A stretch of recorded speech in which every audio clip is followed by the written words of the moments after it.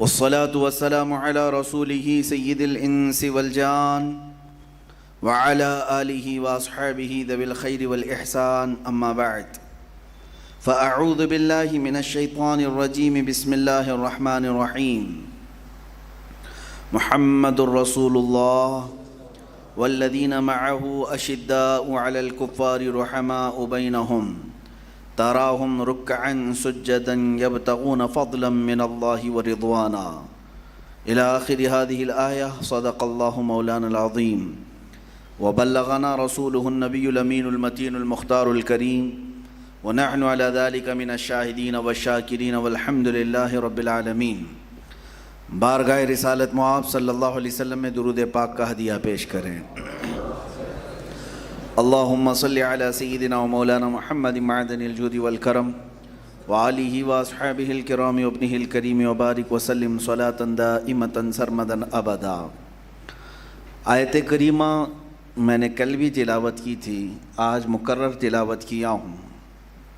اس آیت کو مفسرین نے فرمایا اللہ تعالیٰ نے اپنے حبیب پاک صلی اللہ علیہ وسلم کی شان میں اور ان کے خلفائے راشدین اور تمام صحابہ کی شان میں نازل فرمایا ہے. اس آیت سے کیا کیا کیسے حصے مراد لیے گئے، کیسے اخذ کیے گئے، میں تھوڑی سی بات کر کے آگے بڑھ جاتا ہوں. چونکہ آج کے اس شب میں ہم خراج عقیدت پیش کریں گے بارگاہ عثمان ابن عفان رضی اللہ تعالیٰ عنہ میں اور بارگاہ حیدر کرار شیر خدا علی کرم اللہ وجہہ الکریم کی بارگاہ میں. آیت میں سب سے پہلا جز ہے محمد الرسول اللہ صلی اللہ علیہ وسلم. محمد اللہ کے رسول ہیں. یہ حضور پاک صلی اللہ علیہ وسلم کی تعریف میں، آپ کی توصیف میں، آپ کی حقیقت میں قرآن کی آیت ہے جس میں مکمل حضور پاک صلی اللہ علیہ وسلم کی رسالت کا اعلان ہے. محمد صلی اللہ علیہ وسلم اللہ کے رسول ہیں. اب جب ہم آگے پڑھتے ہیں پہلے پورا ترجمہ سن لے. والذین معہ، اور جو ان کے ساتھ ہیں، اشداء علی الکفار، کافروں پر بھاری ہیں، رحماء بینہم، آپس میں نرم دل ہیں، تراہم رکعا سجدا یبتغون فضلا من اللہ ورضوانا، تم انہیں دیکھو گے کہ وہ رکوع اور سجدے میں ہوں گے اور اللہ کا فضل تلاش کرتے ہوں گے. یہ صحابہ کی فضیلت میں آیت آئی ہے. لیکن صحابہ میں بھی خاص صحابہ کے متعلق مفسرین فرماتے ہیں والذین معہ، جو اتنا ٹکڑا ہے آیت کا، اور جو ان کے ساتھ ہیں، اس سے مراد صدیق اکبر کی ذات ہے. کیونکہ حضرت ابوبکر سے زیادہ ساتھ کون رہا ہے حضور کی بارگاہ میں. وہ زندگی میں بھی ساتھ تھے، وفات کے بعد بھی حضور سے اس کے ساتھ سوئے ہیں اور جنت میں بھی ساتھ رہنے والوں میں ہیں. تو معہ عربی میں اس کے ساتھ، ان کے ساتھ. اشداء علی الکفار، اتنا جو ٹکڑا ہے کافروں پر بہت بھاری ہیں، اس سے مراد سیدنا عمر فاروق ہیں. رحماء بینہم، آپس میں یہ نرم دل ہیں، ان سے مراد عثمان غنی ہیں. اب آخر میں جو ٹکڑا آتا ہے آیت کا، تراہم رکعا سجدا یبتغون فضلا من اللہ ورضوانا، تم انہیں دیکھو کہ رکوع کی حالت میں، سجدے کی حالت میں اللہ کا فضل تلاش کر رہے ہوں گے. اس ٹکڑے سے مراد مولا کائنات علی مرتضیٰ رضی اللہ تعالیٰ عنہ، جن کی زندگی خانہ کعبہ سے شروع ہوئی اور محراب میں شہادت پر ختم ہوئی. سجدے اور رکوع کے عالم میں لوگوں نے ہمیشہ آپ کو دیکھا. نماز میں محویت کا عالم یہ ہوتا کہ آپ دنیا و ما فیہا سے بے نیاز ہو کر اپنے رب تعالیٰ کی بارگاہ میں ایسے محو ہوتے کہ کسی چیز کا خیال نہیں کرتے باہر. یہاں تک کہ آپ کے پیر میں تیر چبھا تھا اور اس کو نکالنا بہت دقت والا کام تھا. لوگوں نے یہی مشورہ کیا کہ مولا علی کو نماز کی حالت میں ہو جانے دو، پھر یہ تیر نکالا جائے گا. سیدنا علی کرم اللہ وجہہ الکریم نماز کی حالت میں آئے تو لوگوں نے پیچھے سے پیر پنڈلی پہ جو تیر تھا وہ کھینچ کے نکال لیا، مگر آپ بدستور اپنی نماز جاری رکھے رہے. نماز مکمل ہونے کے بعد حضرت علی رضی اللہ تعالیٰ عنہ نے لوگوں سے پوچھا میرے یہ پیر میں کا تیر کب نکالا گیا، کیسے نکالا گیا؟ یہ نماز میں محویت کا عالم تھا. کس کا؟ مولا علی کرم اللہ وجہہ الکریم کا. اور ان کی فضیلت میں آیت کا وہی ٹکڑا آیا ہے، تراہم رکعا سجدا، تم انہیں دیکھو گے کہ وہ رکوع کی حالت میں اور سجدے کی حالت میں اپنے رب کو تلاش کر رہے ہوں گے۔ اسی لیے حضرت علی کرم اللہ وجہہ الکریم سے یہ بھی پوچھا گیا، سوال کیا گیا، اے علی آپ کہتے ہیں ہر چیز کا جواب میں قرآن سے دے دوں گا، بہت ساری چیزیں آپ کو اللہ نے علم کے طور پر ودیعت کی ہے، کیا آپ نے اپنے رب کو بھی دیکھا ہے؟ یہ بات تو ظاہر سی بات ہے، سوال کرنے والا جس انداز سے سوال کر رہا ہے، اگر علم حاصل کرنے کے لیے سوال کیا جائے تو معاملہ الگ ہے، اور اگر کوئی نیچا دکھانے کے لیے سوال کر رہا ہے تو بھی معاملہ الگ ہو جاتا ہے۔ بہرکیف میں اس بحث میں نہیں ہوں۔ حضرت علی کرم اللہ وجہہ الکریم سے سوال کیا گیا تو آپ نے کیا جواب فرمایا؟ آپ ارشاد فرماتے ہیں میں دوسرا سجدہ نماز کا اس وقت تک نہیں کرتا جب تک پہلے سجدے میں اس کی تجلیاں نہیں دیکھتا، رب ذوالجلال کی تجلیاں جب تک نہیں دیکھتا۔ یہ جو دیدار خدا کی بات ہے، یہ عالم بیداری میں، یا جس طرح رسول کریم صلی اللہ علیہ وسلم کو معراج ہوئی ہے، شب معراج، اس طرح کے دیدار کی بات نہیں ہے، یہ عین قلب یعنی دل کی آنکھوں سے دیکھنے والی بات ہے، جو بصیرت جس کو کہا جاتا ہے۔ ایک ہے بصارت جو آنکھوں سے دیکھا جاتا ہے، اور ایک بصیرت ہے جو دل کی نگاہوں سے دیکھا جاتا ہے۔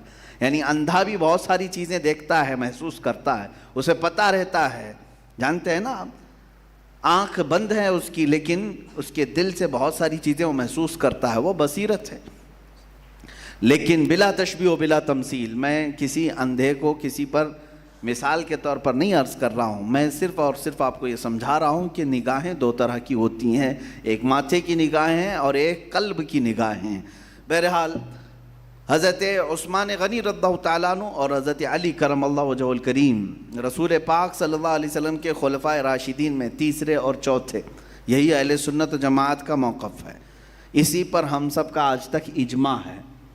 ایک بات یاد رکھ لیں، بعض لوگ اس بات کو بہت زیادہ واویلا مچا کر کہتے ہیں وہ رسول پاک صلی اللہ علیہ وسلم کے داماد حضرت علی، سیدہ کائنات فاطمۃ الزہرا کے شوہر، حسنین کریمین کے باپ، ساری فضیلتیں، اور تم ان کو چوتھے نمبر پر لے کر کے آتے ہو۔ میرے عزیزو، چوتھے نمبر پر آنے سے مولا علی کرم اللہ وجہہ الکریم کی فضیلت پہ کچھ فرق نہیں پڑتا۔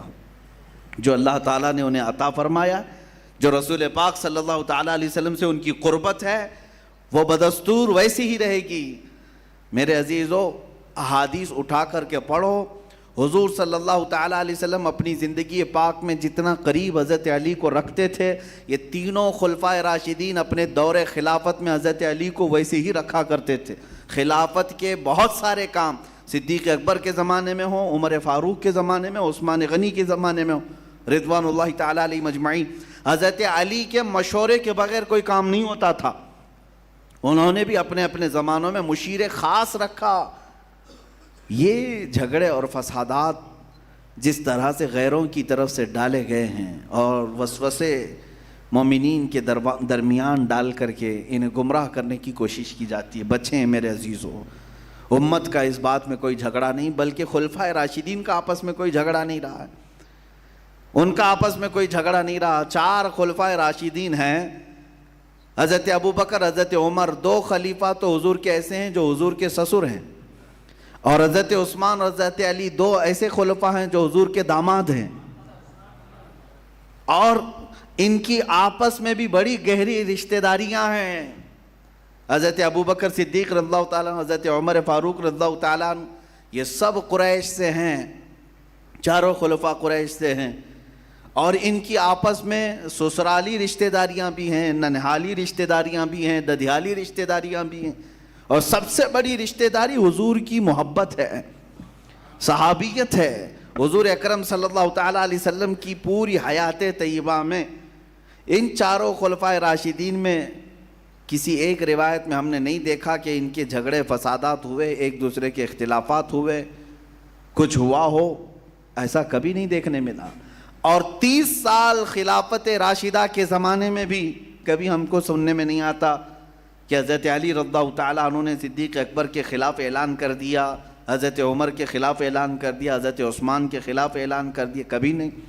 اور نہ ہی ان خلفاء نے حضرت علی کرم اللہ وجہہ الکریم کی تعظیم و تقریب میں کبھی کوئی کمی کی ہو، ہرگز نہیں۔ جب حضور صلی اللہ علیہ وسلم کے زمانے میں بھی کچھ نہیں تھا، خلفائے راشدین کے درمیان میں آپس میں بھی کچھ نہیں تھا، تو 1400 سال کے بعد کی کیڑوں کے اندر کیسے یہ سب نفرتیں آ گئیں؟ یہ صرف اور صرف یہودیوں، عیسائیوں اور مستشرقین کی طرف سے چھوڑے ہوئے شوشے ہیں جو تمہارے درمیان نفرت کی دیواریں کھڑی کرتے ہیں۔ آپ سب اسی موقف پر قائم رہے کہ میرے آقا صلی اللہ تعالیٰ علیہ وسلم کے یہ خلفائے راشدین ہر ایک کو اللہ تعالیٰ نے خصوصی انعامات عطا کیا ہے، ہر ایک اپنے انعام میں مخصوص ہے۔ اگر میرے آقا صلی اللہ علیہ وسلم نے صدیق اکبر رضی اللہ تعالیٰ عنہ کے متعلق فضیلت میں یہ فرما دیا ہے کہ میرے اوپر جتنے لوگوں کے احسانات تھے میں نے سب کے چکا دیا سوائے ابو بکر کے، ابو بکر کا اللہ تعالیٰ بدلہ قیامت کے دن ہی عطا کرے گا۔ ان کی فضیلت میں اگر میرے آقا نے یہ فرمایا ہے تو فاروق اعظم کے لیے بھی کہا اگر میرے بعد کوئی نبی ہوتا تو عمر ابن خطاب ہوتے، اور اتنا ہی نہیں، حضرت عثمان کے لیے بھی حضور نے فرمایا کہ میں کیا اس سے حیا نہ کروں جس سے اللہ کے فرشتے بھی حیا کرتے ہیں۔ حضرت عثمان غنی کے متعلق حضور یہ فرماتے ہیں اگر میری 100 بیٹیاں ہوتی، ایک کے بعد دیگرے ایک ایک انتقال کر جائیں، سب کو میں عثمان کے نکاح میں دینے کو پسند کرتا۔ حضرت عثمان کے متعلق فضیلت ہے۔ اسی طرح میرے عزیزو حیدر کرار کے لیے بھی حضور نے جو فرمایا ہے وہ ان کا خصوصی انعام ہے۔ اللہ کے نبی نے فرمایا انا مدینۃ العلم وعلی بابوہا، میں علم کا شہر ہوں اور علی اس کا دروازہ ہے۔ حضور نے یہ بھی فرمایا من کنت مولاہ فہذا علی مولا، فرمایا میں جس کا آقا ہوں یا علی بھی اس کے آقا ہیں۔ اسی لیے آج پوری دنیا میں ہم جو اہل سنت و جماعت ہیں حضرت علی کو مولائے کائنات کہتے ہیں، وہ کائنات کے آقا ہیں کیونکہ حضور صلی اللہ علیہ وسلم کی طرف سے فرمایا گیا۔ اب میں فضیلتوں کے باب میں جاؤں تو چاروں خلفاء کو میرے آقا صلی اللہ علیہ وسلم نے کچھ نہ کچھ بشارتیں عطا فرمائی۔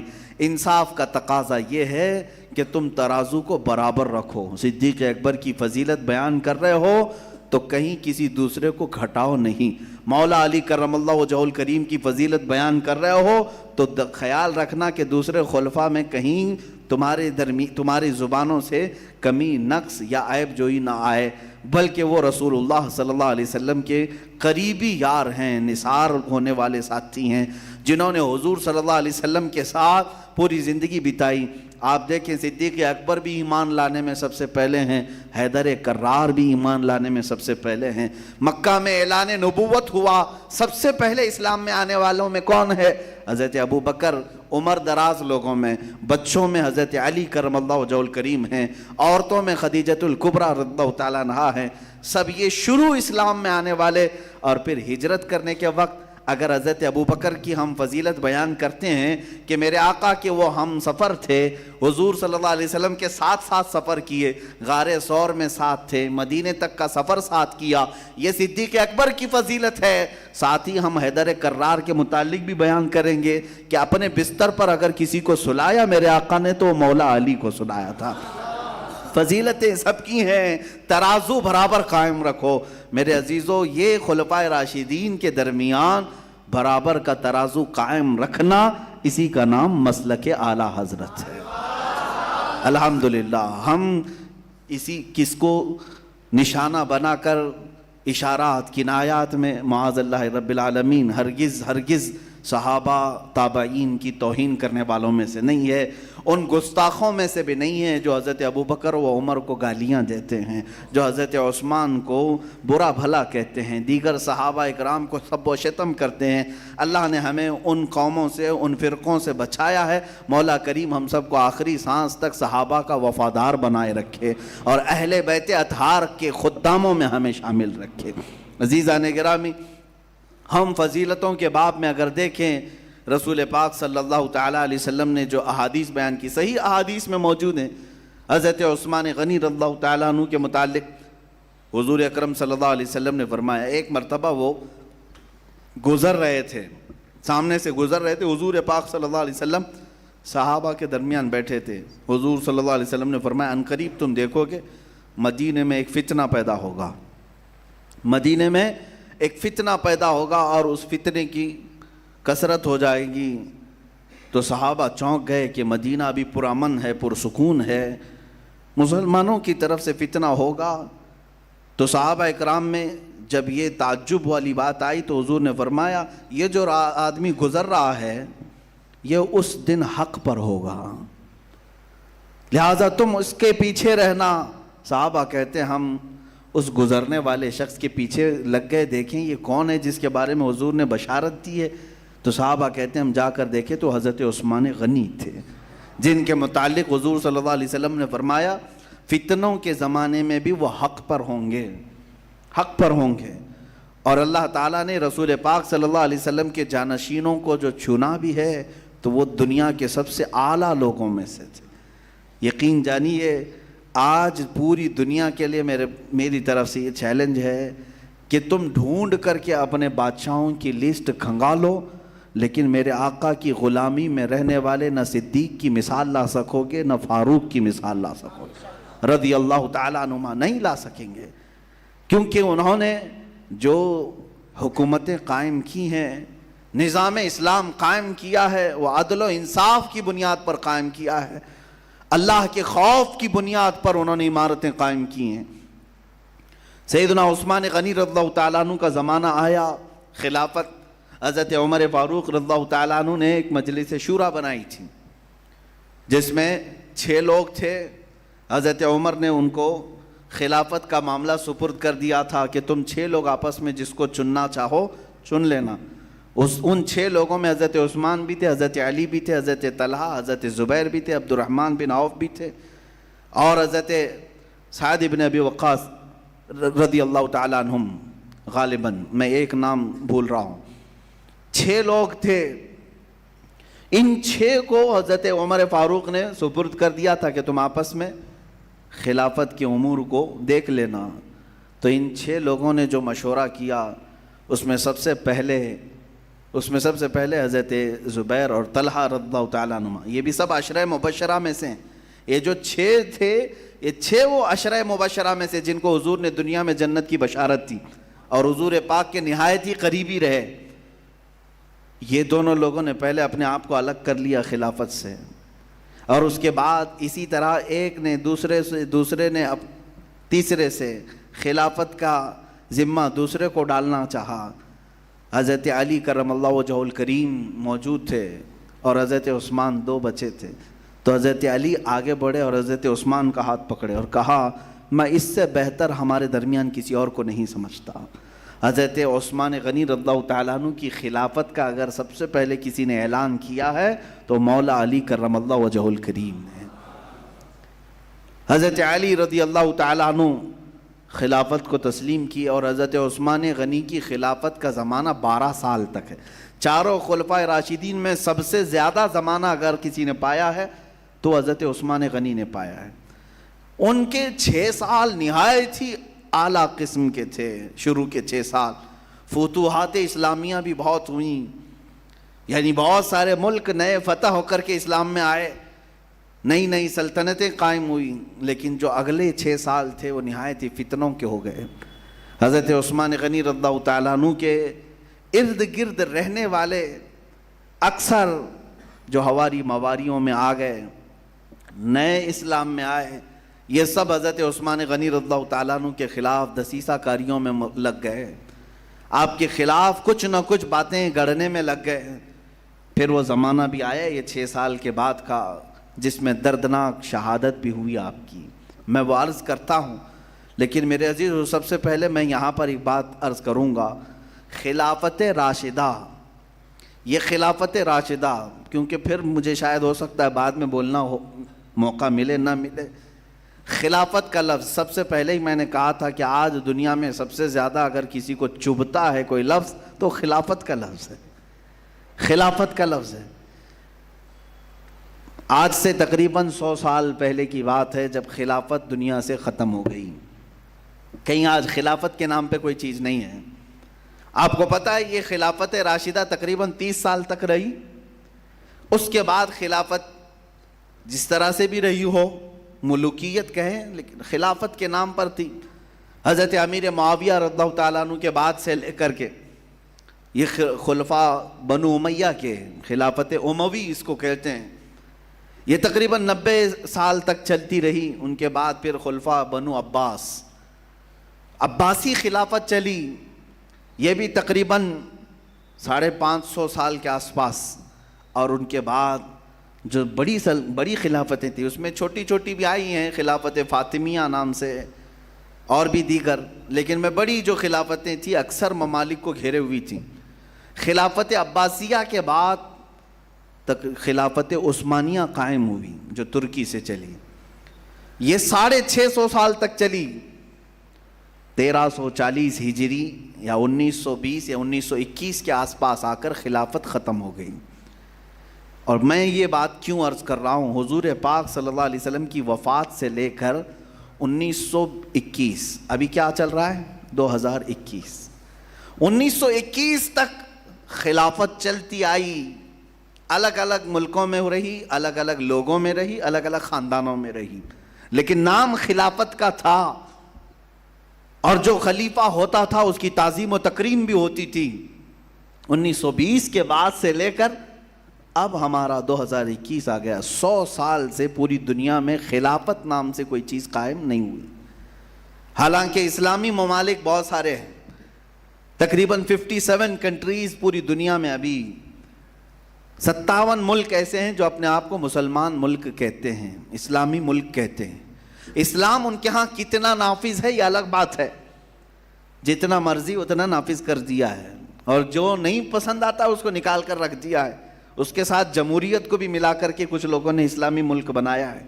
57 ملک ہیں، لیکن ان 57 ملکوں میں کہیں پر بھی خلافت قائم نہیں ہے، خلافت نہیں ہے۔ خلافت کیوں نہیں ہے اور کیوں آج تک لوگ اس کے بارے میں چرچا بھی نہیں کرنا چاہتے؟ جانتے ہیں آپ، 1920 کو جب ورلڈ وار فرسٹ ختم ہوئی تھی اور خلافت عثمانیہ کو ختم کر دیا گیا تھا، تو یہودیوں نے اپنی پسند کا بادشاہ لا کر کے ترکی میں بٹھا دیا، مصطفیٰ کمال بادشاہ، جس نے ترکی میں موجود ساری اسلامی روایات کو ختم کر دیا 11 سال کے اندر۔ حجاب، پردہ ختم کر دیا، اذانوں کو بند کرا دیا تھا، قرآن کے لٹریچر کو عربی سے ہٹا کر ترکی میں لکھوانے کا آرڈر دے دیا تھا، حفظ کرنے پر قرآن کے پابندی لگا دیا تھا، بہت ساری چیزیں، عورتوں کو بے حجاب باہر کر دیا، سیکولرزم کے نام پر اس نے اسلام کی ساری روایات کو ختم کر دیا، قتل کر ڈالا تھا۔ تو اس وقت یہودیوں نے ایک اعلان کیا تھا، ایک بڑی گہری بات میں عرض کر رہا ہوں، آپ کو تاریخ میں جانا چاہیے، جب وہاں کی خلافت ختم ہو گئی ترکی کی، تو ہندوستان سے کچھ علماء بھی تھے بیچارے، یہاں سے کچھ علماء اٹھے تھے اور خلافت کمیٹی قائم کیا تھا انہوں نے۔ خلافت کمیٹی قائم کر کے یہ روتے ہوئے ہر جگہ گھوم رہے تھے کہ نہیں خلافت قائم کرو، کہیں نہ کہیں قائم کرو، ان کی سنی نہیں گئی، ان کی سنی نہیں گئی۔ ہندوستان کے کچھ علماء تھے، اور وہ آج بھی ممبئی میں خلافت ہاؤس موجود ہے، جہاں سے آج بھی 12 ربیع الاول شریف کا جلوس نکلتا ہے۔ یہ خلافت کمیٹی قائم کر کے ان کی مانگ یہ تھی کہ دنیا سے خلافت کو ختم نہ کرو، خلافت قائم رکھو، لیکن نہیں سنی گئی۔ جانتے ہیں انہی میں سے ایک مولانا کا بیان ہے، ایک بہت بڑے دانشور اپنے آپ کو جو کہتے ہیں یہودیوں میں سے، انہوں نے کیا کہا تھا مولانا سے؟ کہا کہ ہماری تمہارے سے کوئی دشمنی نہیں رہے گی آج کے بعد سے، ہم دشمنی نہیں کرنا چاہتے، آپ مسجدیں بنانا چاہیں بناؤ، خوب بناؤ، مدرسے بنانا ہے مدرسے بناؤ، آپ کو ساری چھوٹ رہے گی، مسلمان کی حیثیت سے جیتا رہے، لیکن 2 باتیں اس کی زبان پر نہیں آنا چاہیے ورنہ پھر ہم واپس جنگ کے لیے آئیں گے۔ کہا کیا چیزیں؟ کہا ایک لفظ جہاد نہ آئے، دوسرا لفظ خلافت نہ آئے، یہی 2 لفظ ہیں جو گڑتے ہیں، چبھتے ہیں۔ کیوں؟ خلافت کا لفظ ایسا ہے کہ مسلمانوں کے دلوں پر تعظیم آتی ہے، مسلمانوں کے دلوں پر رعب آتا ہے کہ خلیفہ ہے، اور خلیفہ کو امیر المومنین کہا جاتا ہے، اور قرآن میں اس کی اقتداء اور اس کی پیروی کرنے کا حکم آ گیا کہ جو خلیفہ ہوگا مسلمانوں کا اس کی پیروی کرنا مسلمانوں پر لازم ہے۔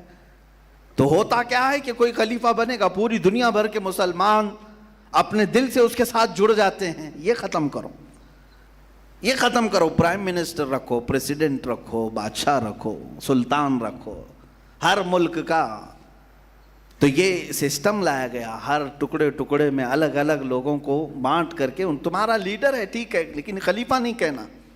اچھا مزے کی بات یہ دیکھیں، لیڈر ہیں ہمارے اسلامک کنٹریز میں لیکن کسی کو خلیفہ نہیں کہتے۔ اس کے علاوہ جنگیں بھی ہو رہی ہیں، جنگیں بھی ہوئی، اسلامی ملکوں کی آپس میں بھی ہوئی، دوسروں کے ساتھ بھی ہوئی، لیکن آج تک آپ نے سنا کہ انہوں نے کسی جنگ کو جہاد کا نام دیا ہو؟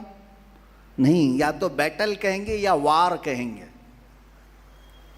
یہ ایک جنگ ہو رہی ہے، یمن کی جنگ ہے، شام کی جنگ ہے، عراق کی جنگ ہے، افغان کی جنگ ہے۔ جنگیں اس کو پوری پرنٹ میڈیا ہو، الیکٹرانک میڈیا ہو، جنگ کا نام دے گی، کبھی یہ نہیں کہے گی کہ مسلمان فلاں کے ساتھ جہاد کر رہے ہیں۔ کیوں؟ جہاد کا لفظ کہیں گے تو پوری دنیا بھر کے مسلمانوں کے دلوں میں پھر سے وہ جذبہ شہادت بیدار ہوگا۔ ہر جگہ سے لوگ کہیں گے کہ پھر ہاں حضور پاک نے جو شہادت کے مقامات ہمیں بیان کیے شاید موقع ملنے والا ہے۔ یہاں تو مسلمان اس کو کہا گیا ہے جس کو اقبال نے کیا اچھے انداز میں کہا، یہ فاقہ کش موت سے ڈرتا نہیں ذرا، روح محمدی اس کے بدن سے نکال دو۔ یہودیوں نے کہا تھا یہ بھوکا رہتا ہے، پیاسا رہتا ہے، موت سے بھی ڈرتا نہیں، فاقہ کش ہے، کفن لے کر کے گھومتا ہے، آخر کون سی چیز ہے جو اس کو خوف سے آزاد رکھی ہے؟ وہ کہتے ہیں صرف روح محمدی ہے اس کے اندر جو اسے بے خوف کرتی ہے۔ دو چیزیں میں نے عرض کیا، ایک خلافت، دوسری جہاد۔ مجھے آج کوئی روک سکتا نہیں ہے کیونکہ ہمارا ٹاپک خلفائے راشدین چل رہا ہے، اس لیے خلافت کو بیان کر رہے ہیں۔ ہاں کوئی اگر یہ کہے کہ ابھی تازہ پڑوس میں جنگ چل رہی ہے اور یہاں آپ خلافت کی بات کر رہے ہیں، میرے عزیزو یہ تو ٹاپک برابر اسی دن آ گیا ہے، اسی لیے ہم عرض کر رہے ہیں خلفائے راشدین کی بات ہے۔ ہاں لوگوں کو یہی تاثر جائے گا کہ طالبان برسر اقتدار آ گئے، افغان میں حکومت قائم ہو گئی اور ادھر خلافت کا بیان چل رہا ہے۔ یہ تو میچنگ ہو گئی، خلافت راشدہ کا بیان چل رہا ہے۔ اب میں یہ جو بات خلافت پر کہہ رہا ہوں اس کی وجہ بھی میں بتاؤں کہ آج پوری دنیا بھر کی میڈیا دیکھیں، اگر سرخیاں کسی بات کی لگائی گئی ہوں گی تو صرف افغانستان کی ہوں گی۔ تلاش کرو، سرچ کرو، کیوں؟ ارے میاں بہت ساری حکومتیں تختہ پلٹتی ہیں، دوسرا تخت آ جاتا ہے، دوسرا بادشاہ آتا ہے، دوسرا پرائم منسٹر آتا ہے، کبھی فوجی جنرل تختہ پلٹ کر کے حاکم بن جاتا ہے، لیکن اتنا واویلا نہیں ہوتا۔ اتنا واویلا یہاں اس لیے ہو رہا ہے کہ اب جو جماعت آنے والی ہے اس نے اعلان یہ کیا ہے کہ اب ہمارا پرائم منسٹر نہیں ہوگا، ہمارا امیر المومنین ہوگا۔ بس اتنے لفظ، میں نہ حمایت کی بات کر رہا ہوں نہ میں کوئی چیز، میں تو صرف تجزیہ کر رہا ہوں کہ اس لفظ سے بھی تکلیف ہے کہ اگر ایک جماعت نے کہہ دیا کہ ہم امیر المومنین پکاریں گے جو ہمارا لیڈر ہوگا، سب کی نیندیں اڑ گئی ہیں، سب بے چین ہیں۔ اب ادھر ادھر حالات بکھرے ہوئے ہیں۔ میرے عزیزو، جن لوگوں نے یہ کہا تھا کہ ہم نے وہاں پر ویل ٹرینڈ آرمی رکھی ہے، 3 لاکھ کی آرمی ہے، ہم نے ان کو ایسے اسلحے دیے ہیں کہ دنیا میں ویسے اسلحے کسی فوج کے پاس نہیں، اور ہم نے ان کو ایسی تربیت دی ہے کہ پوری دنیا میں ایسی تربیت کسی کو نہیں دی ہے، یہ امریکہ کہہ رہا تھا، اور یہ کہہ رہا تھا کہ 3 لاکھ کی فوج ہم وہاں چھوڑ آئے ہیں اور کوئی اس کا کچھ نہیں کر سکے گا۔ 8 دن میں دنیا نے پھر دیکھا مٹھی بھر جماعت میں وہ 3 لاکھ بھی داخل ہوتی چلی گئی۔ عزیزان گرامی، قرآن کہتا ہے کم من فئۃ قلیلۃ غلبت فئۃ کثیرۃ باذن اللہ، اکثر ایسا ہوتا ہے چھوٹی جماعت کو اللہ بڑی جماعت پر بھاری کر دیتا ہے۔ یہ تو حالات ہیں، یہ حالات ہیں زمانے کے۔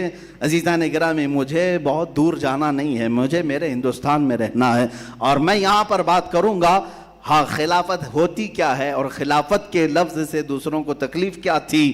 عزیزان گرامی، جس طرح پوری دنیا میں سسٹم آئے، میں آپ کو بتاؤں ڈیموکریسی یہ پہلے نہیں تھی، ڈیموکریسی ایک سسٹم لایا گیا کہ جمہوریت for the people, by the people, to the people, اس طرح سے کہہ کر کے کہ یہ صرف اور صرف انسانوں کے بیچ میں ہوگا، آپ کے لیے ہوگا، یہ لایا گیا، ڈیموکریسی لائی گئی۔ اس سے پہلے اور بھی نظام آئے، کمیونسٹ پارٹی، کمیونزم آیا، مارکسزم آیا اور سوشلزم آیا، سرمایہ دارانہ نظام آئے الگ الگ۔ رشیا میں جو انقلاب آیا تھا وہ الگ، لینن کا انقلاب، آپ دیکھیں یہ الگ الگ سسٹم لائے گئے، کبھی ڈیموکریسی لائی گئی، کبھی سوشلزم لایا گیا، کبھی کمیونزم لایا گیا، یہ سب سسٹم لائے گئے. دنیا نے اپنا سسٹم لوگوں پر تھوپا یا پھر پیش کیا، جسے ایکسیپٹ کرنا تھا ایکسیپٹ کیا. کچھ جگہ اپنا سسٹم تھوپنے کے لیے جنگیں ہوئی. رشیا کی بڑی جنگیں کس بات پر ہوئی تھی؟ لینن کے یہ نظریے کو وہاں پر نافذ کرنے کے لیے. امریکہ عراق پر اتنے بم کیوں برسایا؟ اسی لیے کہ ہم یہاں جمہوریت قائم کرنا چاہتے ہیں، ڈیموکریسی قائم کرنا چاہتے ہیں.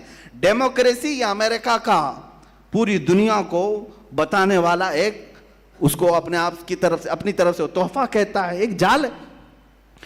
وہ سسٹم پیش کر سکتے ہیں پوری دنیا میں کہ یہ ڈیموکریسی ہے، یہ کمیونزم ہے، یہ سوشلزم ہے، یہ مارکسزم ہے، لیکن ہم کو یہ اختیار نہیں ہے کہ ہم خلافت کا نظام کہیں پیش کر سکیں. ہاں یہ دنیا کا دگلاپن ہے، تم اپنے سارے سسٹم پیش کر سکتے ہو، لیکن جب ہم کہیں گے کہ خلافت تو چڑ جائیں گے. کہا یہ کیا ہوتا ہے؟ ہم کہتے ہیں یہی نظام مصطفیٰ ہوتا ہے، یہ نظام مصطفیٰ ہوتا ہے. خلافت کے معنی بہت اہم ہیں، بہت اعلیٰ ہیں.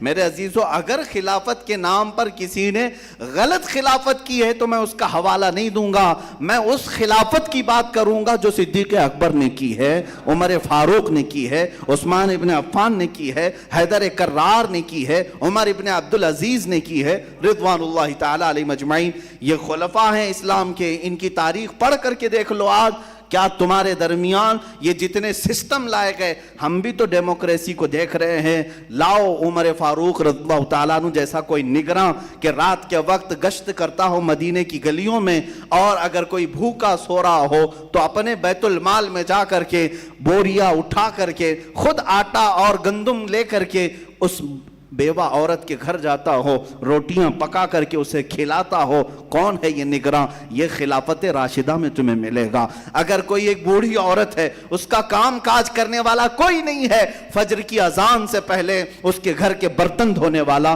اس کے گھر کا کچرا جھاڑنے والا، اس کے بستر کو جھاڑ کر کے پھر اس کے گھر کو صحیح سلامت رکھ کر کے باہر جانے والا کوئی اور نہیں، خلیفہ اول صدیق اکبر تمہیں ملے گا. اور اگر تمہیں اصلاحات کی دنیا میں دیکھنا ہے، اگر مدینے والے پانی کی قلت سے جوجھ رہے ہوں، اپنا مال اگر لگا کر کے لوگوں کے لیے فری پانی کوئی مہیا کراتا ہے، وہ خلافت راشدہ کا عثمان ابن عفان ہی ہوتا ہے.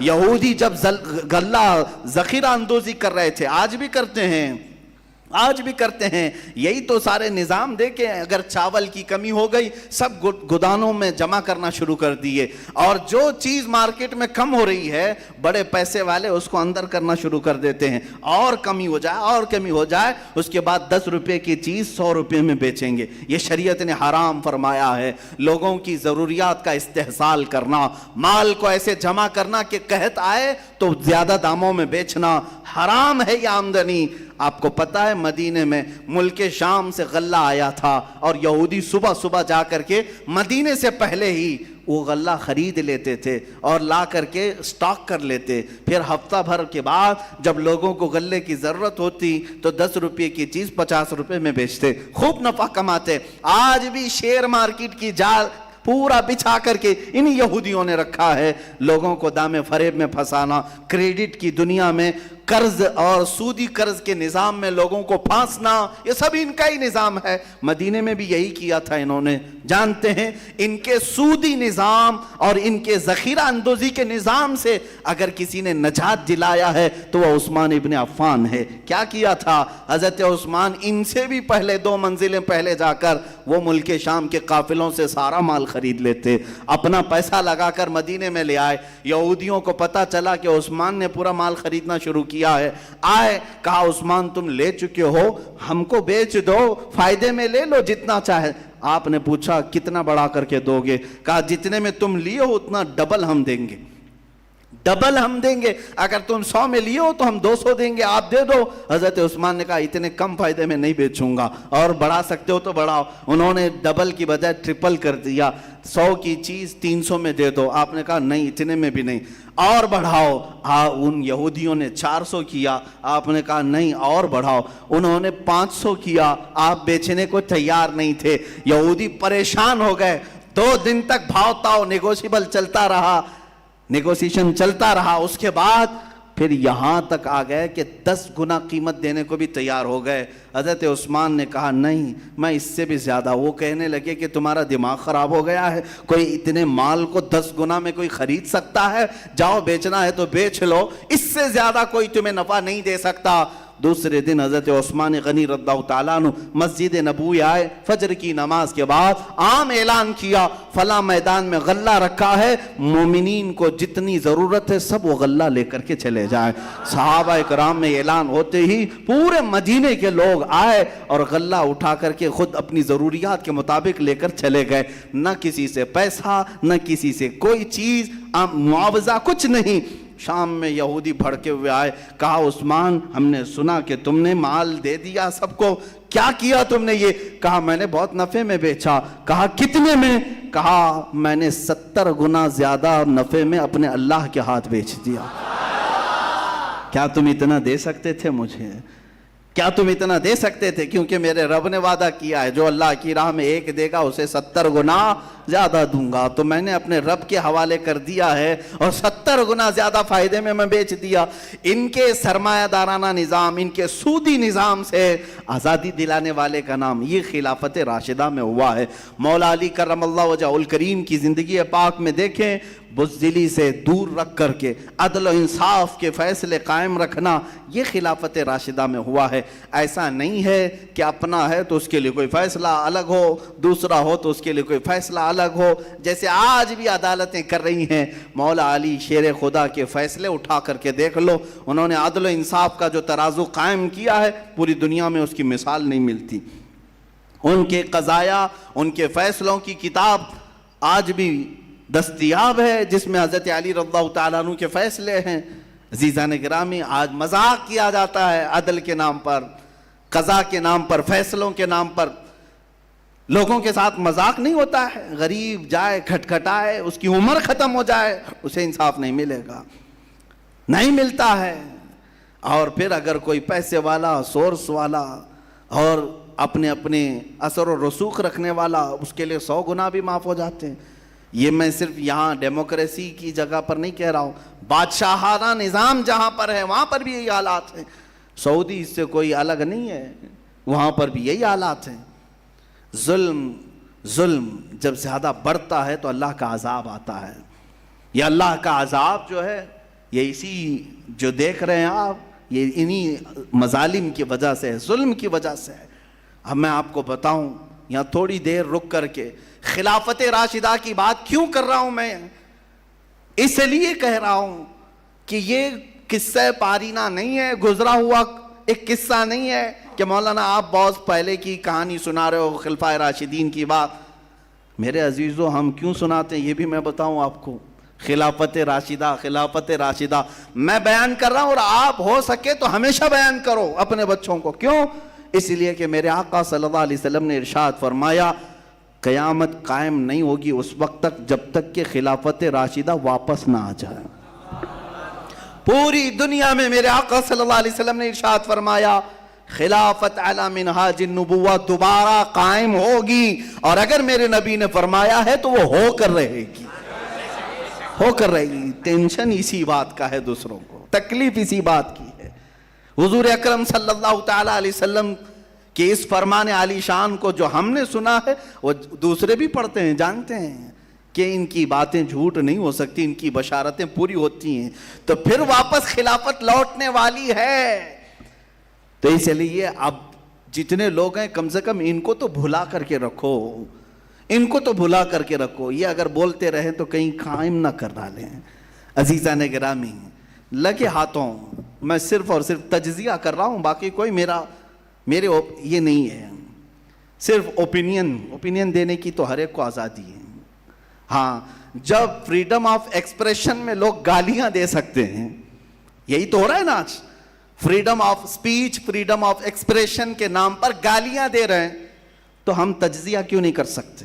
ایک بہت بڑا ملک ہے جو سب سے طاقتور, سپر پاور, جس کے پاس اسلحے, ہتھیار, میزائل, پیٹرول بم سب کچھ ہے, اور دنیا کے معاشی حالات میں سب سے بڑا اکنامک اس کی سب سے اچھی, پوری دنیا وہاں جانے پر فخر کرے. اتنی طاقتور اتنی طاقتور حکومت، اور لڑتی ہے ایک بہت کمزور ملک سے جس کے معاشی حالات خراب ہیں، جن کے ہاں پولیس نام کی چیز نہیں ہے، جن کے ہاں حکومت اسٹیبلش نہیں ہے، جن کے ہاں فوجی نظام نہیں ہے، جن کے ہاں کھانے پینے کے پیسے نہیں ہیں۔ اقوام متحدہ خود کہتی ہے 3 کروڑ کی آبادی تقریباً افغان کی، آدھی آبادی کو روٹی کھانے کی ضرورت ہے، کھانا پانی روٹی اس کی بھی ضرورت ہے۔ اتنا غریب ملک ہے، مال میں کوئی چیز نہیں، اکنامک ان کی ٹوٹی بکھری ہوئی، نہ وہاں کوئی ملٹی نیشنل کمپنیاں آتی ہیں انویسٹ کرنے کے لیے، نہ ٹورسٹ جاتے ہیں، کچھ نہیں ہے۔ چنا تو اس ملک کو لڑنے کے لیے، کبھی چائنا کو نہیں چنا کیونکہ برابر کا ٹکر کا مقابلہ ہو سکتا ہے۔ رشیا میں اترنے کی ہمت نہیں اس دادا کو، دادا گیری دکھایا ہے تو چھوٹے سے ایک ملک کو 3 کروڑ کی آبادی ہے تقریباً 3.5 کروڑ کے آس پاس، اور دکھایا 20 سال جمایا اپنے قدم، اور اس کے بعد پھر بوریا بستر باندھ کر واپس نکلا بھی، خوب پیسے بھی وہاں بہایا، خوب وہاں پر اسلحے بھی بیچا، اور اپنے فوجیوں کی موت بھی دیکھا، دوسروں کی موت بھی دیکھا، خون خرابہ سب ہو کر کے نکل گیا۔ لوگ الگ الگ اب داستانیں بتا رہے ہوں گے، ہماری میڈیا بھی پوری صبح سے شام اسی میں مصروف ہے، آج کل اسی میں مصروف ہے۔ اب یہاں کیا خطرہ ہے؟ الحمدللہ میں محسوس کرتا ہوں، میں بطور مسلمان یہ ضرور کہوں گا کہ ہندوستان کو کوئی خطرہ نہیں ہوگا انشاءاللہ۔ ہم زندہ ہیں، ہم اس ملک کی حفاظت ضرور کریں گے۔ ان بھگوا لوگوں کی طرح سے نہیں ہے جو صرف اور صرف چیخنے اور چلانے والے ہیں۔ خون کی ضرورت پیش آئی انشاءاللہ پیش کریں گے، بزدلی نہیں آئے گی۔ لیکن بات تجزیے کی کہہ رہا ہوں، چھوٹا ملک، بہت بڑی طاقت، مقابلہ سمجھ میں نہیں آتا، اور خود اکیلا بھی نہیں، نیٹو فوجیں پوری لے کر تقریباً 40 کنٹریز کی فوجیں لے کر کے اتر رہے ہیں، مارا بھی توڑا بھی ختم بھی کیا۔ 20 سال کے بعد حاصل کیا ہوا پتہ نہیں چل رہا ابھی تک۔ بھائی دوسری جنگیں پیٹرول چرانے کے لیے، تیل چرانے کے لیے ہوئی، یہاں کیا چرانے کے لیے آئے تھے؟ کبھی آپ نے سوچا یہاں کیا چرانے آئے تھے؟ عراق میں تو سمجھ میں آتا ہے کہ زبردستی نافذ کر کے وہاں سے پورا تیل چرا کے لے گئے، دوسری جگہوں پر اپنی قوت جمانے۔ یہاں کیا تھا تمہارا؟ کیا تکلیف کیا تھی؟ میں آپ کو راز بتا دوں، وہ بہت بڑا سپر پاور، وہ بہت بڑی طاقت، اور ایک بہت چھوٹا سا ملک۔ تکلیف کس بات کی؟ بہانہ تو بنایا تھا القاعدہ کا، خیر ٹھیک ہے۔ اچھا ایک بات یہ بھی آپ کو میں بتاؤں، تاریخ میں پیچھے جائیے تھوڑے 6-7 سال پہلے، بلکہ یہ جنگ شروع ہوئی 2001 میں، کس بات پر؟ کہ ابن لادن کو ہمارے حوالے کرو۔ انہوں نے منع کیا، یہی ایک وجہ تھی جنگ کی، بن لادن کو ہمارے حوالے کرو، ہمارے حوالے کرو۔ امریکہ اتر پڑا، مارا۔ 14 سال کے بعد پتہ چلتا ہے کہ وہ تو پاکستان میں تھا۔ کہاں مارا گیا بن لادن؟ ان کی رپورٹ کے مطابق، مجھے نہیں معلوم کہاں مارا گیا، پاکستان میں مارا گیا۔ تو پھر افغانستان میں کس کے لیے لڑ رہے تھے؟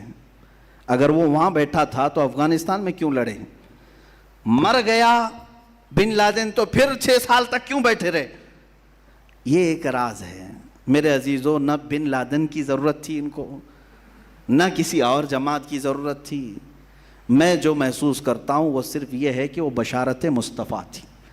میرے آقا صلی اللہ تعالیٰ علیہ وسلم کی ایک حدیث ہے، ہو سکتا ہے مسلمان زیادہ پڑھتے نہیں لیکن دوسروں کی پوری نظر ہے۔ حضور پاک صلی اللہ علیہ وسلم نے فرمایا قیامت کے قریب خراسان سے ایک جماعت نکلے گی۔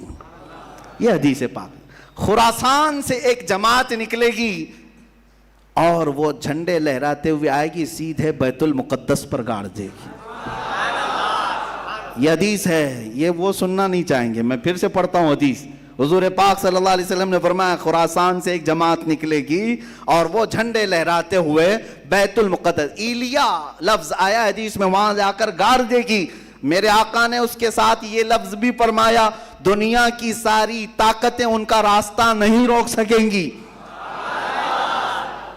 ٹینشن اس بات کا ہے۔ اب آپ خراسان کس کو کہتے ہیں یہ اب میں آپ کے حوالے چھوڑتا ہوں، تلاش کر کے لاؤ کہ خراسان کس کو کہتے ہیں، خراسان کہاں ہے۔ یہ تھوڑا بہت تو آپ کو بھی محنت کرنی پڑے گی، پورا میں کھل کر کے بولوں تو بہت سارے لوگوں کو پھر تکلیف ہو جائے گی کہ اچھا خراسان کی یہ حدیث پھر سے آپ اسی پر فٹ کر رہے ہیں۔ نہیں، میں تو حضور کی حدیث سنا رہا ہوں کہ خراسان سے ایک جماعت نکلے گی۔ یہی ڈر تھا بڑی طاقت کو کہ وہاں سے کوئی جماعت نہ نکلے جو اسرائیل کے تک آ سکے، جو بیت المقدس تک آ سکے۔ اپنی ناجائز اولاد کو بچانا تھا، اس لیے کہ وہاں سے کوئی آنے والا یا اٹھنے والا دکھے تو بار بار حملے کیے جائیں گے۔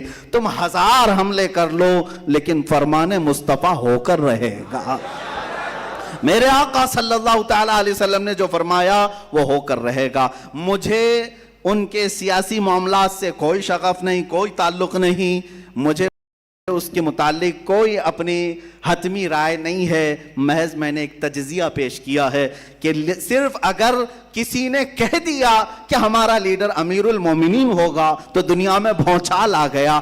عزیزان گرامی، اسی لیے ہم کہتے ہیں بار بار خلفائے راشدین کا ذکر کرو اور کثرت سے امیر المومنین کا لفظ بھی استعمال کرو تاکہ سننے والوں کو پتا چلے یہ صرف ماضی کی تاریخ نہیں ہے، مستقبل میں امیر المومنین پیدا ہو سکتا ہے۔ اور حضور اکرم صلی اللہ علیہ وسلم نے بشارت دی ہے کہ خلافت علی منہاج النبوہ۔ کوئی میری تقریر کو توڑ مروڑ کر کے نہ کہہ دے کہ پوری فضیلت افغانستان پہ بیان کرے، نہیں، میرا ایسا کوئی انٹینشن نہیں ہے۔ میں صرف یہ کہہ رہا ہوں میرے آقا نے فرمایا خلافت قائم ہوگی اور وہ حضرت امام مہدی کے زمانے میں ہوگی۔ امام مہدی خلیفہ راشد ہوں گے، جیسے یہ چاروں خلفائے راشدین نے اپنی زندگی میں خلافت کی ہے ویسے ہی امام مہدی بھی اپنے زمانے میں خلافت فرمائیں گے۔ اللہ ہمیں وہ زمانہ بھی قریب نظر دکھا دے اور ہمیں حضرت امام مہدی کی فوج میں شامل فرمائے۔ یہ ہماری بڑی تمنا ہے، اللہ تعالیٰ عروج اسلام ہمیں عطا فرمائے اور عروج اہل سنت ہمیں عطا کرے۔ عزیزان گرامی، بات ہماری دیگر طرف نہ نکل گئے۔ حضرت عثمان غنی رضی اللہ تعالیٰ عنہ، حضرت علی کرم اللہ وجہہ الکریم کی بارگاہ میں ہم مختصر خراج عقیدت ضرور پیش کریں۔ ان دونوں کی زندگیوں سے بھی جو لب لباب ہمیں ملتا ہے وہ صرف اور صرف گھومتا ہے حضور پاک کی زندگی کے ارد گرد۔ حضرت عثمان کا ہر لمحہ آپ دیکھیں میرے آقا صلی اللہ علیہ وسلم کے عشق و محبت میں ہی گزرتا ہے۔ ایک مرتبہ کسی نے دیکھا آپ اپنے دروازے کے پاس بیٹھ کر کے ایک ہڈی کو چوس رہے ہیں، خلیفہ ہیں، امیر المومنین ہیں، اپنے گھر میں بیٹھ کر کے دروازے کے پاس ایک ہڈی کو جس میں گوشت بھی نہیں ہے چوس رہے ہیں۔ کوئی صحابی آئے اور کھڑے ہو گئے، خلیفہ مسلمین امیر المومنین آپ یہ کیا کر رہے ہیں؟ حضرت عثمان رضی اللہ تعالیٰ عنہ کہتے ہیں مجھے اس سے کوئی غرض نہیں اس ہڈی سے، لیکن ایک بار میں نے میرے آقا کو ایسا کرتے ہوئے دیکھا تھا، حضور پاک صلی اللہ تعالیٰ علیہ وسلم کو میں نے ایسا دیکھا تھا، تو بس حضور پاک صلی اللہ علیہ وسلم کی ادا پر عمل کرنے کے لیے میں بھی یہ کرتا رہا۔ آپ کو وہ بھی حدیث معلوم ہوگی جب مسجد قباء کے کنارے ایک کنواں تھا جس میں حضور پاک صلی اللہ علیہ وسلم اپنے پیر نیچے لٹکائے بیٹھتے تھے، اکثر جب تشریف لاتے، اور حضرت عثمان غنی بھی اپنی خلافت کے زمانے میں جب مسجد قباء کے پاس آتے اپنے پیر اسی کنویں میں اندر لٹکائے بیٹھتے، صرف اس لیے کہ میرے نبی نے ایسا کیا ہے۔ میرے عزیزو، یہ اعمال واجب اور فرض نہیں ہیں، فرض اور واجب نہیں ہے، لیکن محبت کا تقاضا یہ ہے کہ محبوب جیسا کرتا ہے ویسا ہی محب بھی کرتا ہے۔ وہ محبت تھی ان کی، وہ عادات، افعال، اقوال، اعمال کسی چیز کو ترک نہیں کرتے، کوشش یہ کرتے کہ حضور کی ہر ادا پر عمل ہو جائے۔ ہم میں سے یہ جو سنت کا دعویٰ کرتے ہیں یا محبت کا دعویٰ کرتے ہیں، ہم بھی اپنی زندگی کو ذرا جھانک کر کے دیکھیں، کیا رسول کریم صلی اللہ علیہ وسلم تمہیں کہیں نظر آتے ہیں؟ ہمارے اعمال کے وقت کہ میں جب کھانا کھا رہا ہوں تو حضور پاک صلی اللہ علیہ وسلم کی ادائیں مجھے یاد آ جائیں کہ میرے نبی اس طرح سے کھایا کرتے تھے، میں بھی ایسا کھاؤں۔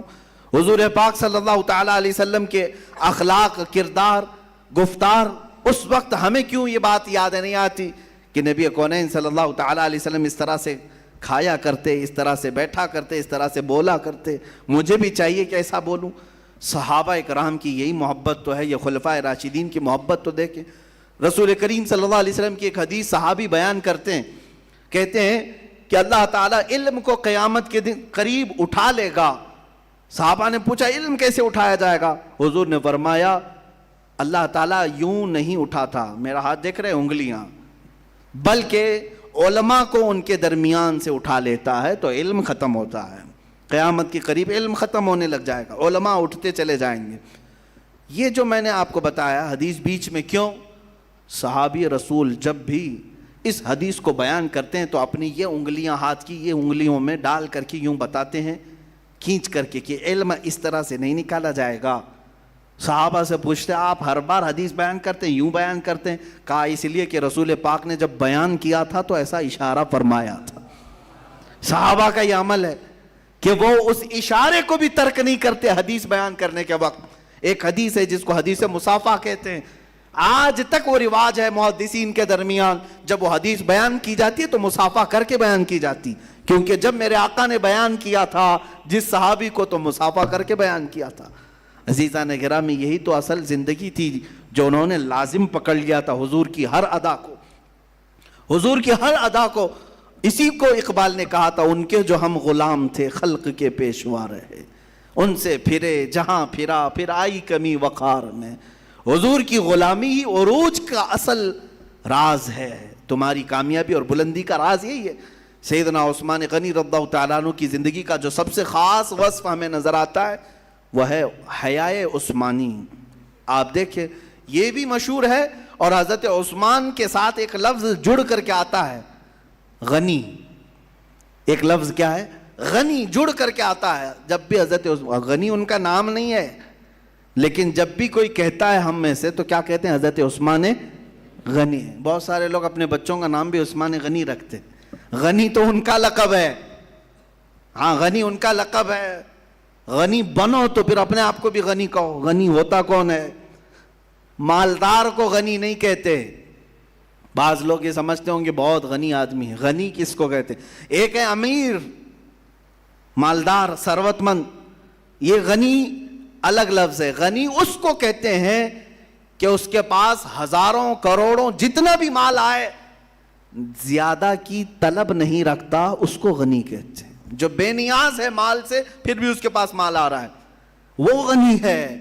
اور ہر دن نئے کمانے کے چکر میں ہے، اور کچھ ہو اور کچھ ہو، وہ غنی نہیں ہوتا. وہ چاہے کروڑ پتی نہیں ارب پتی کیوں نہ ہو، وہ غنی نہیں ہوتا. بات سمجھ میں آ رہی ہے؟ تو کوئی بھول سے بڑے پیسے والے کو غنی نہ کہے. غنی وہ ہے جو بے نیاز ہے مال سے. اور حضرت عثمان غنی رضی اللہ تعالیٰ عنہ بے نیاز سے، مال کی طلب میں زندگی نہیں گزاری. اللہ نے انہیں دیا ہے، اور اتنا دیا کہ آج تک ختم نہیں ہو رہا ہے. آج تک ختم نہیں ہو رہا ہے. حضرت عثمان کا مال مدینہ طیبہ میں اب بھی موجود ہے.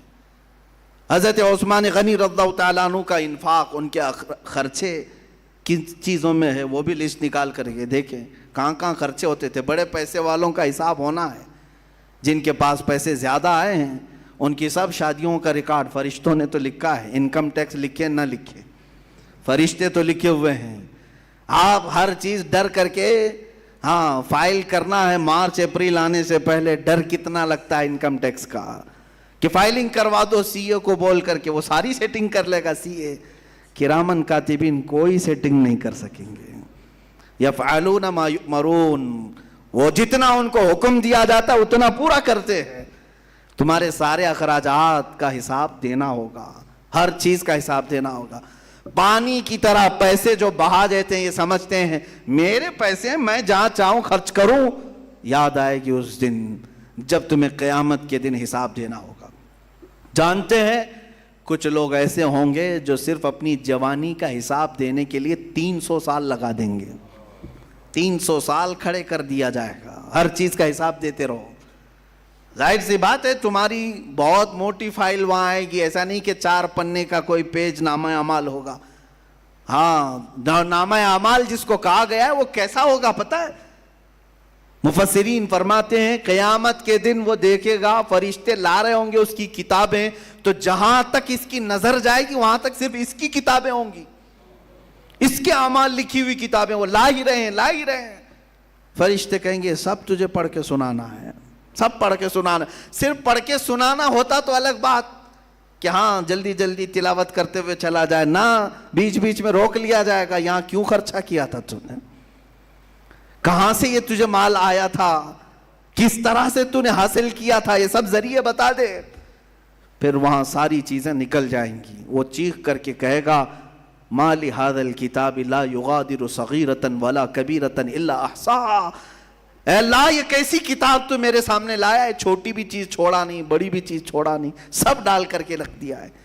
میرے عزیزو جس کا حساب لینا ہے اس کے ساتھ ہوگا، اور مولا جس پر فضل کرنا چاہے اس کی ساری کتابیں صاف بھی کر دے گا. بعض کے متعلق حدیث میں ہے کہ وہ نامہ اعمال ان کا بھی آئے گا. کتنی دیر میں سنائیں گے؟ کہا گیا ہے کہ فجر کی نماز میں جتنا وقت لگتا ہے اتنے میں وہ پاس ہو چکے ہوں گے. یہ خوف خدا جن کے سینے میں ہے وہ ڈرتے ہیں آخرت میں حساب دینے کے لیے، ان کے لیے اللہ تعالیٰ آسان بھی کرے گا. اور جو نڈر ہو کر کے ابھی کر رہے ہیں، شیطان کے بھائی بنے ہوئے فضول خرچی کرتے ہیں کہ میرا پیسہ ہے، میرا مال ہے، میں کمایا ہوں، جیسا چاہوں خرچہ کروں، پھر ان کو کھڑا کر دیا جائے گا. عزیزان گرامی، تمہارے پیسوں کے خرچے کی لسٹ نکال لینا اور حضرت عثمان کی پوچھو کہاں کہاں خرچہ کیے تھے. اللہ اکبر. حضرت عثمان غنی رضی اللہ تعالیٰ عنہ مدینے آئے ہیں. مسلمانوں کو پانی کی قلت ہے تو ایک ہی کنواں تھا جو یہودی کے پاس تھا، وہ پورا آپ نے تقریباً 12,000 درہم دے کر کے خریدا اور وقف کر دیا. آج بھی وہ بیر روما موجود ہے، آج بھی وہ کنواں موجود ہے. اور جب مدینے میں غلے کی کمی تھی تب خرید کر کے وقف کیا. مسجد نبوی میں لوگوں کو نماز پڑھنے کے لیے تنگی ہو رہی تھی، تقریباً 20,000 درہم کے آس پاس پیسے دے کر کے دوسری زمینیں خریدی، حضور کی زندگی میں ہی اس کو وقف کیا. آج مسجد نبوی شریف کی جو توسیع ہوئی ہے، جو اصل مسجد نبوی ابھی جو اندر پڑھتے ہیں وہ حضور کے زمانے کی جتنی مسجد ہے اس میں حضرت عثمان کی خریدی ہوئی زمین ہے، حضرت عثمان غنی رضی اللہ تعالیٰ عنہ کی خریدی ہوئی زمین ہے. اتنا ہی نہیں میرے عزیزو، جب جیش عسرہ جنگ تبوک میں جا رہے تھے حضور صلی اللہ علیہ وسلم نے، مال کی بہت کمی تھی، تو سفر بہت لمبا تھا اور موسم بہت سخت تھا. حضور نے اعلان کیا کہ کوئی اس کے لیے مدد پیش کرے گا. حضرت عثمان غنی نے 1,000 اونٹ ساز و سامان سمیت وقف کیے جیش عسرہ میں. آج کے زمانے میں بھی جاؤ اونٹ خرید کر کے دیکھو کتنے کا آتا ہے، پتہ چلے گا. عرب میں اس وقت اونٹ جو ہے ساری چیزوں کا ذریعہ تھا، وہ سواری بھی تھا، بہت ساری چیزوں کے لیے استعمال ہوتا. 1,000 اونٹ، آج کے زمانے میں بھی 1,00,000 سے کم کے اونٹ ملتے نہیں ہیں، اچھے اونٹ جو ہوتے ہیں. 1,000 اونٹوں کو حضرت عثمان غنی نے وقف کیا. پھر حضور نے دوبارہ اعلان کیا ہے کوئی اور جو اللہ کی راہ میں وقف کرے. پھر حضرت عثمان کھڑے ہوئے 2,000 اونٹ پھر سے دیے ساز و سامان کے ساتھ. پھر حضور پاک نے اعلان کیا، تیسری بار بھی حضرت عثمان کھڑے ہوئے اور پھر 1,000 اونٹ دیے. 3,000 اونٹ، اتنا ہی ساز و سامان، اتنا ہی غلہ پورے جیش عسرہ میں حضرت عثمان نے خرچ کیا.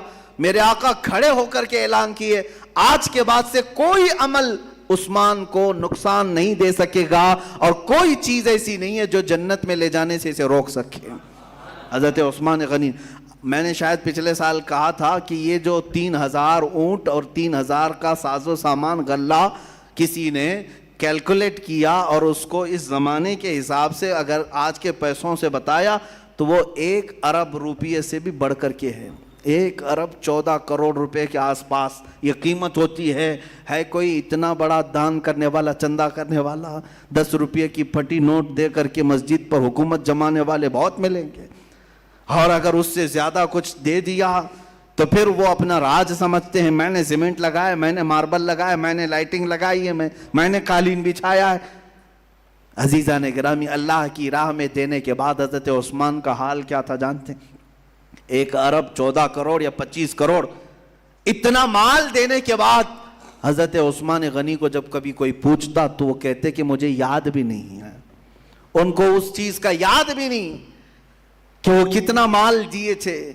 عزیزان گرامی، لوگوں کو اس طرح سے اللہ کی راہ میں جو غلام ہوتے پیسے دے کر کے خریدتے اور انہیں آزاد کر دیتے، حضور کی غلامی میں رکھتے ہیں.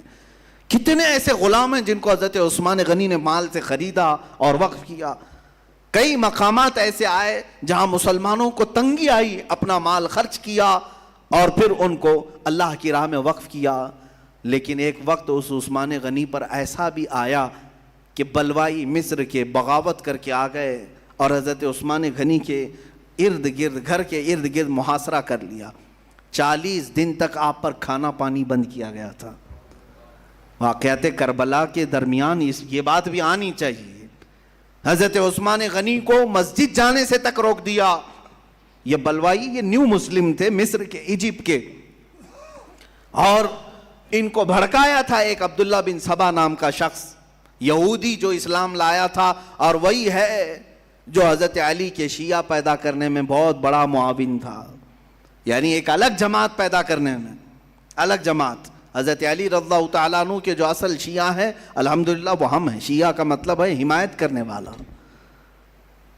حضرت علی کرم اللہ وجہہ الکریم کی محبت اصل میں جس طرح سے ہے الحمدللہ اہل سنت و جماعت کرتے ہیں، اور یہودیوں کی طرف سے جو چیزیں بنائی گئی تھی عبداللہ بن سبا کے ذریعے سے، حضرت عثمان غنی کے گھر کے اطراف محاصرہ کیا 40 دن تک۔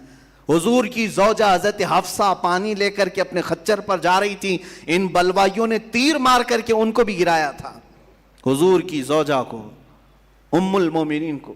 40 دن گزر گئے، آپ نے کھڑکی سے آواز دے کر کے لوگوں سے کہا تھا، مدینے والوں، اے لوگوں، کیا تم مجھے نہیں جانتے کہ تم نے مجھ پر پانی بند کر دیا، کھانا بند کر دیا؟ جب مدینے والے پیاسے تھے میں نے کنواں خرید کر کے وقف کیا تھا، آج بھی وہ کنواں مدینے میں موجود ہے۔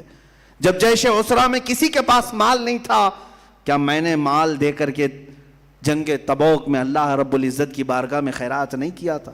لیکن ان پر کوئی چیز اثر نہیں کی۔ 40واں دن تھا، حضرت عثمان غنی سوئے تھے، خواب میں میرے آقا صلی اللہ علیہ وسلم تشریف لائے، دوپہر کا وقت تھا۔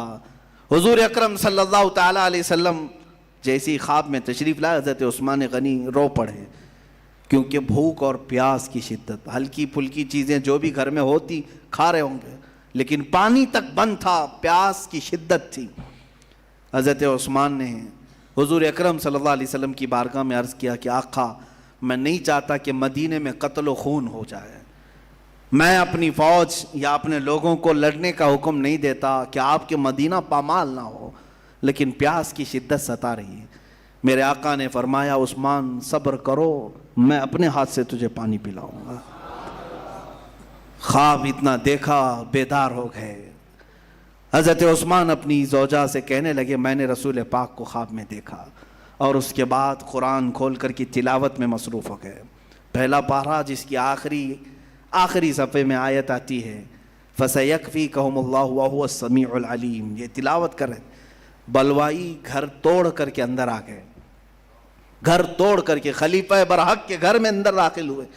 4 لوگ آئے اور حضرت عثمان غنی رضی اللہ تعالیٰ عنہ پر جھپٹ پڑے، ایک نے داڑھی پکڑی اور دوسرے نے خنجر آپ کے سینے پر مارا، خون کا فوارہ جو اچھل کر کے قرآن پاک پر گرا ہے۔ قرآن پاک اسی جگہ، اسی آیت پر یہ خون کے قطرے گرے تھے، فَسَيَكْفِيكَهُمُ اللَّهُ وَهُوَ السَّمِيعُ الْعَلِيمُ، ان قریب اللہ ان کے لیے کافی ہوگا، اور اللہ سمیع علیم ہے۔ وہ قرآن پاک بھی رکھا گیا آج تک۔ میرے عزیزو، حضرت عثمان غنی رضی اللہ تعالیٰ عنہ کی شہادت، اس کے بعد فتنوں کا ایک دور شروع ہو گیا، فتنوں کا دور شروع ہوا، مسلمانوں کے درمیان اختلافات جنم لے گئے، یہودی داخل ہوئے اور جو ان کو کرنا تھا وہ انہوں نے کر لیا، 2 جماعتیں بنا دی۔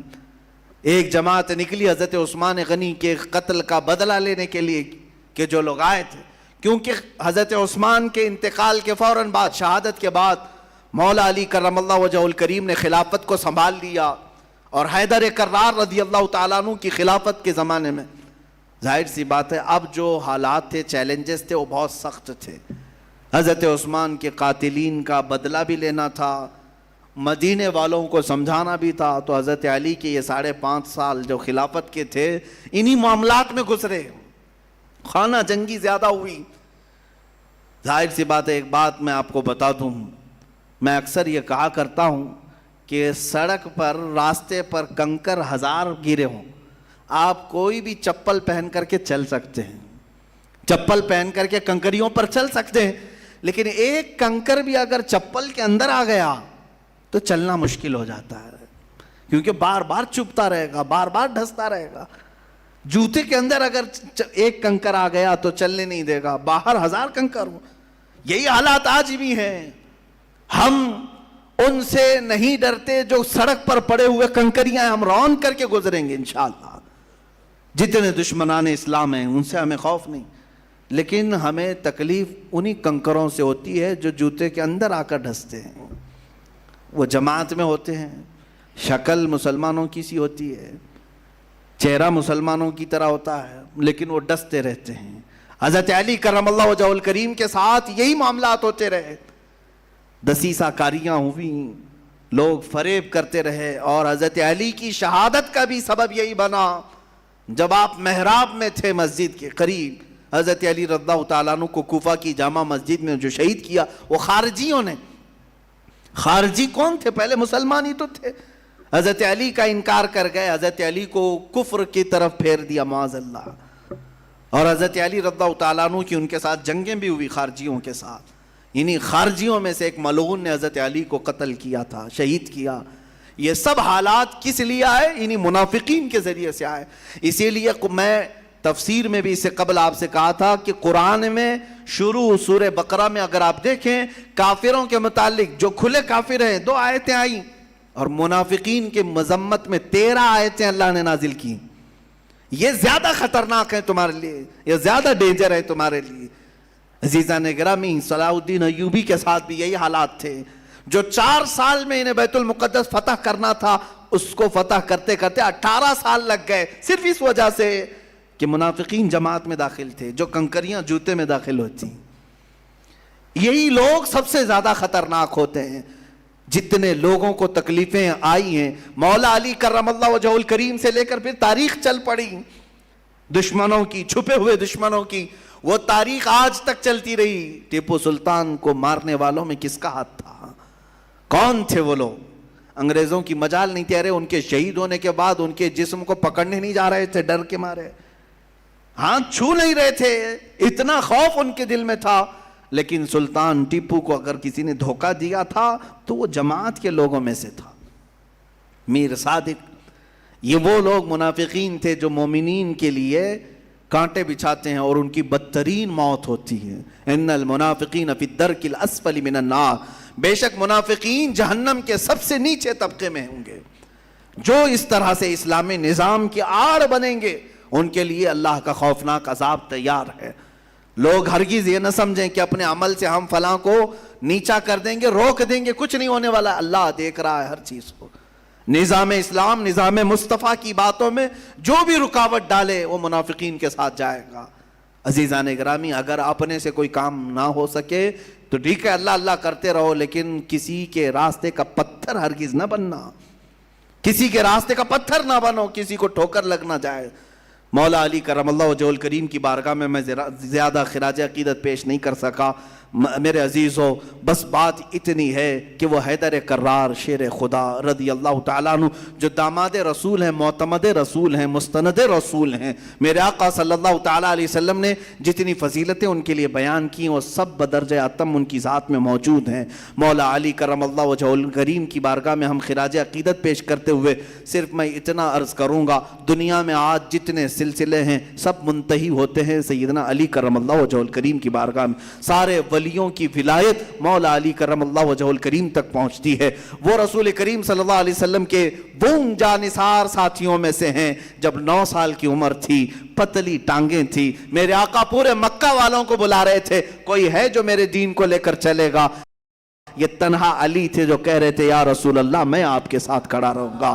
9 سال کی عمر میں بھی اگر کوئی کھڑا ہوتا ہے، میرے آقا سینے سے لگا کر دعا کرتے ہیں، مولا اس کی ٹانگوں میں تو قوت عطا فرما، اس کے بازوؤں میں تو طاقت عطا فرما۔ میرے آقا کی دعا کا یہ اثر تھا۔